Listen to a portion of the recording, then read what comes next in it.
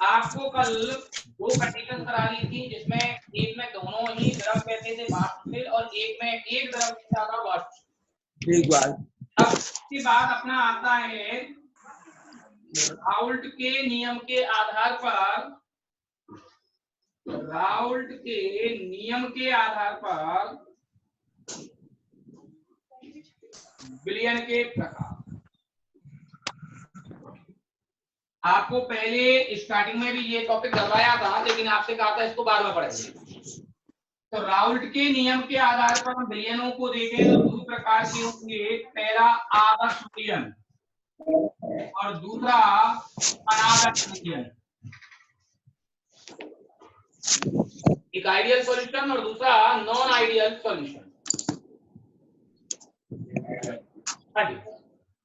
देखो आदर्श विलयन क्या होता है, ऐसा विलयन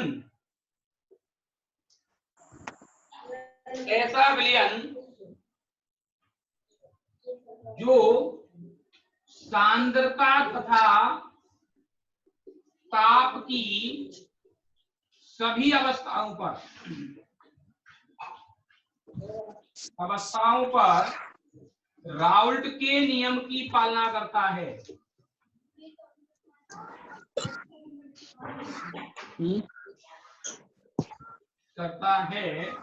आदर्श विलयन कहलाता है।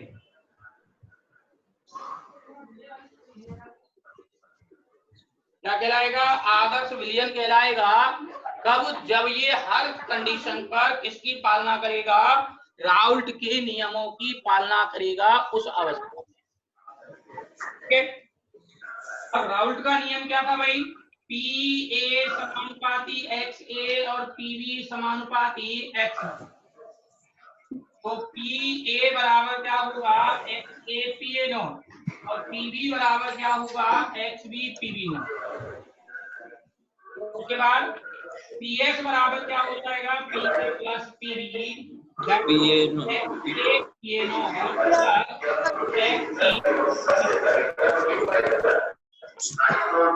क्लियर भाई?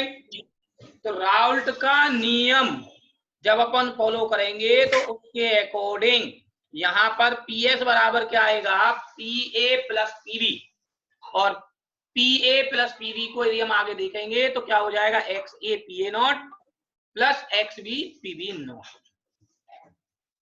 दूसरी तरफ देखें, ऐसा विलयन जो ताप तथा सांद्रता की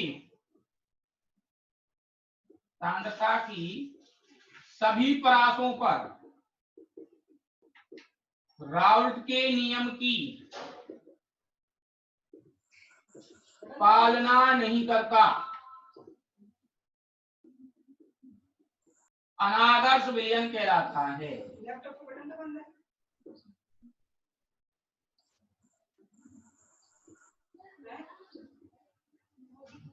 अनादर्श विलयन कहलाता है। तो P A is not equal to X A P A naught और PV is not equal to X B PV naught और P S P A plus PV के बराबर नहीं होगा। सॉरी, एक मिनट देखें। पी एस चाहे अपना आदर्श विलयन हो चाहे अनादर्श हो, हमेशा पी एस कितना होगा? पी ए प्लस पीवी के बराबर। क्योंकि पी एस जो हमने निकाला है वो किसके आधार पर निकाला है? मतलब डाल्टन के नियम के आधार पर। और हम लिख रहे हैं कि राउल्ट के नियम की पालना नहीं होनी चाहिए, बाकी की सबकी पालना होगी। तो इसलिए पी एस बराबर पी ए प्लस पीवी आएगा। लेकिन यदि मैं यहाँ पर X A P A naught लिखूं plus X B PV naught लिखूं तो देखो बेटा, क्या पी ए की वैल्यू इसके बराबर है? नहीं है। पीवी की वैल्यू इसके बराबर है? नहीं है। जब दोनों की वैल्यू बराबर नहीं है तो पी एस की वैल्यू भी इसके बराबर नहीं आएगी। तो ओवरऑल क्या होगा? P S is not equal to X A P A naught plus X B PV naught. हाँ बेटा, किसी को कोई डाउट? नहीं सर। तो लिखो इसको फटाफट। बेटा अपने माइक तभी ऑन करो जब आपको कुछ पूछना हो।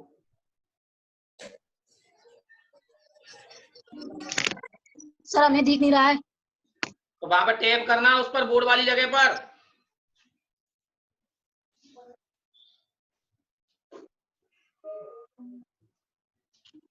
बोर्ड वाले कॉलम को पकड़ा, उस पर उंगली रख के चलो जिससे आपको दिखे वो, नहीं तो वो घूमता रहेगा वो।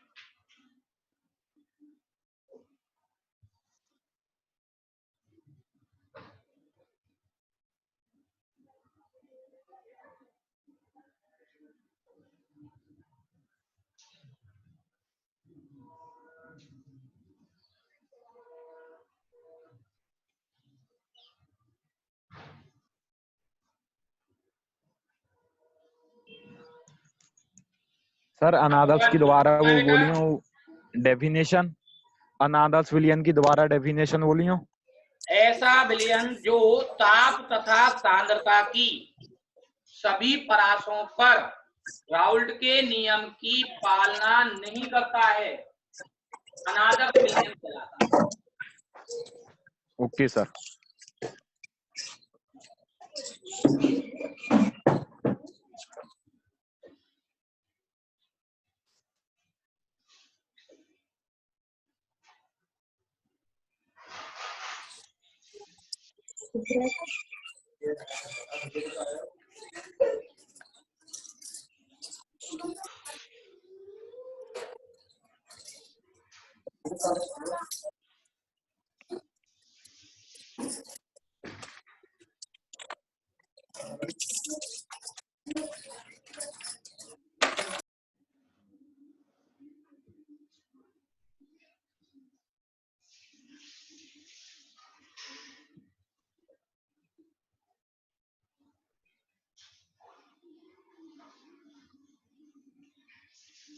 हाँ बेटा लिख लिया?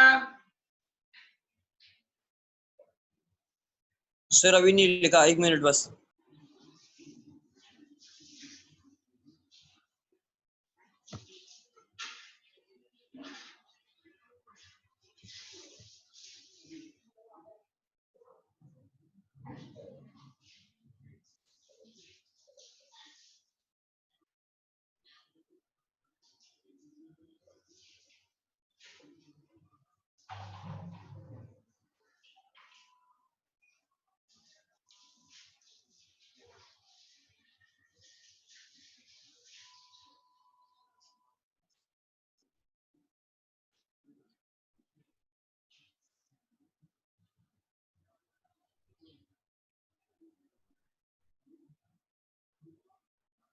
हाँ जी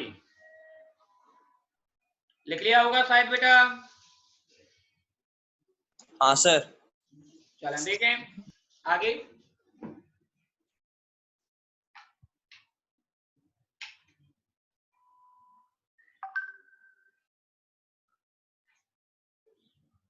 देखो सेकंड पॉइंट इसका,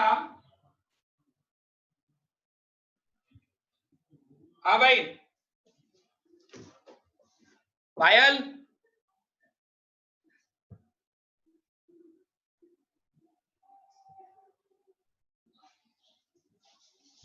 हाँ पायल, हाँ ये बताओ हाँ कि सर। यदि ए द्रव और बी द्रव, दो द्रव अपने पास हैं, ए द्रव के 20 ml और हाँ। बी द्रव के 80 ml यदि हम मिलाएं तो कुल कितना आयतन आएगा?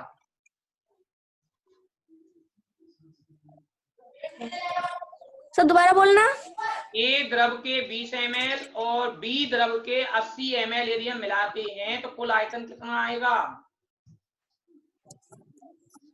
100 ml। 100 ml। और कुछ? नहीं सर।